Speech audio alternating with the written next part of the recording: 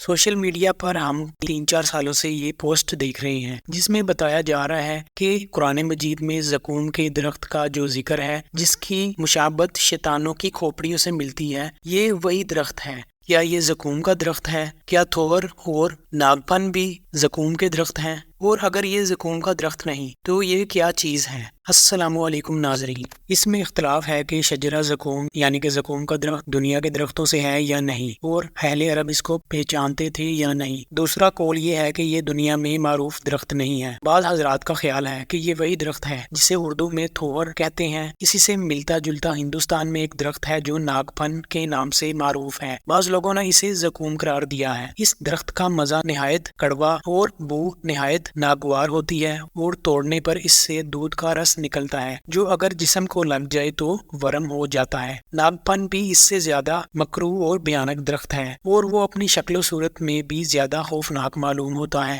لیکن حقیقت میں یہ ہے کہ تھوڑ یا ناگپن نام کے اعتبار سے ہو سکتا ہے زقوم کے قریب ہوں، لیکن جہاں تک حقیقت کا تعلق ہے زقوم بالکل اس سے الگ چیز ہے۔ ناگپن اور تھور زمین میں پائے جاتے ہیں، اور بعض کے نزدیک یہ عرب کے صحراؤں میں بھی پائے جاتے ہیں، لیکن زقوم کی جڑ جہنم سے نکلتی ہے۔ علامہ ابن کثیر رحمہ اللہ کی تفسیر کے مطابق ممکن ہے اس سے مراد خاص ایک ہی درخت ہو اور وہ تمام جہنم میں پھیلا ہوا ہو، جیسے طوبہ کا ایک درخت ہے جو جنت کے ایک ایک محل میں پہنچا ہوا ہے، اور ممکن ہے کہ مراد زقوم کے درخت کی جنس ہو۔ اس کی تائید سورہ الواقعہ کی آیت سے بھی معلوم ہوتی ہے، ہم نے اسے ظالموں کے لیے فتنہ بنایا ہے۔ قتادہ رحمہ اللہ فرماتے ہیں کہ زقوم کے درخت کا ذکر گمراہوں کے لیے فتنہ ہو گیا، اور وہ کہنے لگے لو اور سنو، آگ میں اور درخت، آگ تو درخت جلا دیتی ہے، اور یہ نبی کہتے ہیں کہ جہنم میں درخت اگے گا، تو اللہ نے فرمایا ہاں یہ درخت آگ ہی سے پیدا ہوگا اور اس کی غذا بھی آگ ہی ہوگی۔ ابو جہل اسی پر ہنسی اڑاتا تھا اور کہتا تھا میں تو خوب مزے سے کھجور مکھن کھاؤں گا، اسی کا نام زقوم ہے۔ تو ناظرین، زقوم کے درخت کے متعلق ہمیں قرآن مجید میں کئی آیات مل جاتی ہیں جس میں اللہ کا فرمان ہے بولو یہ ضیافت اچھی ہے یا زقوم کا درخت، ہم نے اس درخت کو ظالموں کے لیے فتنہ بنا دیا ہے۔ وہ ایک درخت ہے جو